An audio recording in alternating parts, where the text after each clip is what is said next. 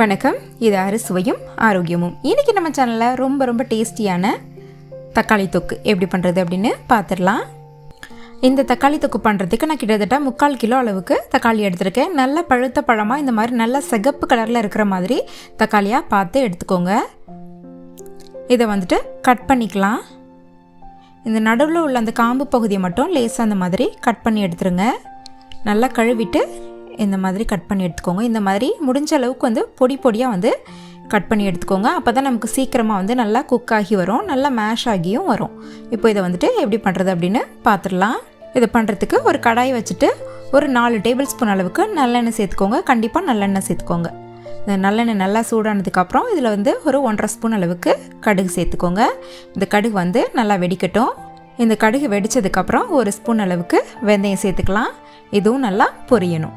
இப்போ இதில் கிட்டத்தட்ட ஒரு 15 பூண்டு பல்லை தோல் உரிச்சிட்டு சின்னதாக கட் பண்ணி வச்சுருக்கேன். நீங்கள் இன்னும் கூட நல்லா ஃபைனாக சின்னதாக கட் பண்ணி வச்சுக்கலாம். இதையும் இந்த எண்ணெயில் சேர்த்து நல்லா கலந்துடலாம். இந்த பூண்டு நல்ல ஒரு ப்ரௌன் கலர் வரணும், அந்தளவுக்கு நம்ம குக் பண்ணணும்.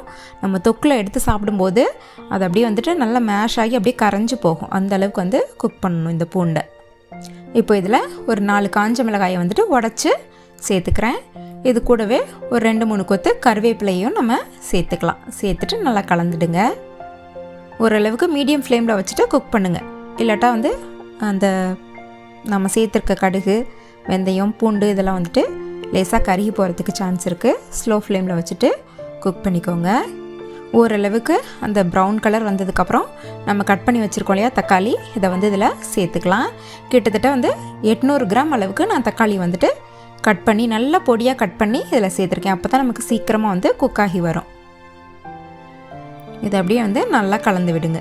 நல்ல கலர் உள்ள தக்காளியாக இருந்தது அப்படின்னா தான் நமக்கு நல்ல ஒரு கலர் கிடைக்கும். இதில் நம்ம இந்த தொக்கு பண்ணுறதுக்கு நம்ம தண்ணியெல்லாம் சேர்க்க வேண்டியதில்லை. இதில் உள்ள அந்த ஜூஸே, அந்த தக்காளியில் உள்ள அந்த ஜூஸே போதுமானதாக இருக்கும். பாருங்கள், இதில் அதோட ஜூஸே எந்த அளவுக்கு இருக்குன்னு. அதனால் நல்ல பழுத்த பழமாக தக்காளி பழத்தை எடுத்துக்கோங்க. விலை ரொம்ப ரேட் ரொம்ப கம்மியாக இருக்கிற டைமில் நம்ம இந்த மாதிரி மொத்தமாக வாங்கி நிறைய செஞ்சு வச்சுக்கிட்டோம் அப்படின்னா நிறைய நாள் தாராளமாக வச்சு யூஸ் பண்ணிக்கலாம். ஒரு 5 மினிட்ஸ்க்கு அப்புறம் இது நல்லா கொதிக்க ஆரம்பிச்சிருச்சு. இது ஒரு தடவை நல்லா கலந்துட்டு ஒரு மூடி போட்டு நல்லா வேக வச்சிடலாம். தொக்கு அப்படின்னாலே நம்ம எதை வச்சு செஞ்சுருக்கோம் அப்படிங்கிறதே தெரியக்கூடாது. அந்த அளவுக்கு அது நல்லா குக்காகி வந்திருக்கணும். அந்த மாதிரி நம்ம தக்காளி தான் சேர்த்துருக்கோன்றதே தெரியாத அளவுக்கு நம்ம அதை குக் பண்ணணும். இப்போது ஒரு 8 மினிட்ஸ்க்கு அப்புறம் பார்த்திங்கன்னா ஓரளவுக்கு நல்லா மேஷ் ஆகி வந்துடுச்சு. அது தக்காளி ஜூஸ்லாம் எந்த அளவுக்கு வெளில வந்துருச்சுன்னு பாருங்கள். இது அப்படியே நமக்கு பாதியாக குறையிற அளவுக்கு நம்ம குக் பண்ணணும். இதில் மிளகாய்த்தூள் 2 ஸ்பூனும், காஷ்மீரி ரெட் சில்லி பவுடர் கலருக்காக 1 ஸ்பூனும் நான் சேர்த்துக்கிறேன். அப்புறம் 1/2 ஸ்பூன் அளவுக்கு மஞ்சள் தூள். உங்களுக்கு இன்னும் நல்லா காரம் வேணும்னா இன்னும் கூட நீங்கள் மிளகாய்த்தூள் சேர்த்துக்கலாம். இந்த மசாலாலாம் சேர்த்து நல்லா கலந்துடுங்க.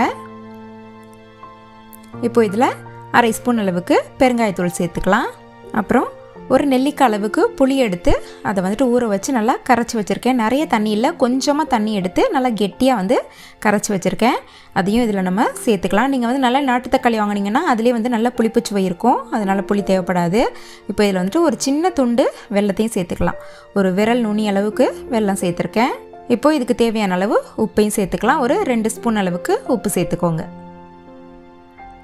சேர்த்துட்டு இது எல்லாத்தையுமே நல்லா கலந்து விட்டுடலாம் ஒரு தடவை.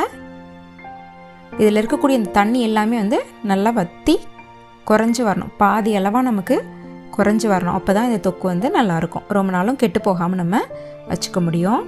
ஓரளவுக்கு மீடியம் ஃப்ளேமில் வச்சு அப்பப்போ கிளறி விட்டு இதை குக் பண்ணிக்கோங்க. இப்போ ஒரு 15 மினிட்ஸ் ஆகிடுச்சு. பாருங்கள், இந்த தண்ணி எல்லாமே நல்லா ட்ரை ஆகி வந்துடுச்சு. இந்த அளவுக்கு வந்ததுக்கப்புறம் தான் நம்ம சேர்த்துருக்கக்கூடிய அந்த மசாலா, மஞ்சள் தூள், மிளகாய் தூள், அந்த புளி, இதோட அந்த பச்சை வாசனையெல்லாம் போனதுக்கப்புறம், தக்காளியோட பச்சை வாசனையெல்லாம் போனதுக்கப்புறம் அந்த தொக்கோட வாசனை இந்த டைமில் தான் நமக்கு வர ஆரம்பிக்கும். அதனால் நீங்கள் பொறுமையாக அந்த அதில் உள்ள அந்த ஜூஸ் எல்லாமே நல்லா ட்ரை ஆகிற வரைக்கும் பொறுமையாக நீங்கள் வதக்கிக்கணும். இன்னுமே கூட நம்ம இன்னும் கொஞ்சம் நல்லா குக் பண்ணணும், அந்த எண்ணெயெல்லாம் பிரிஞ்சு வர வரைக்கும். அப்போ தான் நம்ம ஏற்கனவே சொன்ன மாதிரி நிறைய நாள் வச்சுக்க முடியும். டேஸ்ட்டும் ஃப்ளேவரும் நல்லாயிருக்கும். இந்த டைம் வந்ததுக்கப்புறம் தான் கிட்டத்தட்ட ஒரு 20 நிமிஷத்துக்கு மேலே 30 நிமிஷம் ஆனதுக்கப்புறம் தான் உங்களுக்கு அந்த தொக்கோட ஃப்ளேவரே வரும், வாசனையும் வர ஆரம்பிக்கும். இப்போ வந்து நல்லா ஸ்லோ ஃப்ளேமில் வச்சுட்டு நல்லா வந்து குக் பண்ணுங்கள். இந்த பூண்டெல்லாம் அங்கங்கே முழுசாக தெரியுதில்ல உங்களுக்கு, ஆனால் நம்ம சாப்பிடும்போது பார்த்திங்கன்னா அப்படியே கரைஞ்சி போயிடும். இந்த கார்னர்லாம் பார்த்திங்கன்னா எண்ணெய் அப்படியே பிரிஞ்சு வருது. இந்த அளவுக்கு வர வரைக்கும் நம்ம வந்து அதை குக் பண்ணணும். தண்ணியெல்லாம் ட்ரை ஆனதுக்கப்புறம் அடிக்கடி வந்து கைவிடாமல் கொஞ்சம் கிளறிக்கோங்க. அப்போ தான் நமக்கு அடி பிடிக்காமல் இருக்கும்.